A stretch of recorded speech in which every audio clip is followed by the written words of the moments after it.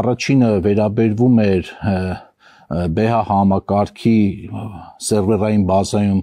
եղած ինֆորմացիայի անհասկանալի անհետացմանը, այսինքն բաշխողի էլեկտրական էներգիայի հաշվառման ավտոմատ համակարգի սերվերում գրանցված ինֆորմացիայի անհետացմանը, բանից պարզվում է 18 թվականի 25 թվականի հունվարի 2-ին ինչ-որ սերվերի վրա ծրագրային գործողություններ անելու ժամանակ մեզ այդպես բացատրվեց, որ անհասկանալի պատճառներով իրավիճակում այդ ամբողջ 18 թվականից մինչև 24 թվականի հոկտեմբեր-նոյեմբեր ամիս ընկած ինֆորմացիան ջնջվել է եւ այս պահի դրությամբ դեռ վերականգնված չէ եւ նույնիսկ հնարավոր չէ վերականգնել։ Դա խոսում է այն մասին, որ պատկերացրեք 18 թվականից մինչև 24 թվականի հոկտեմբերը հանրապետության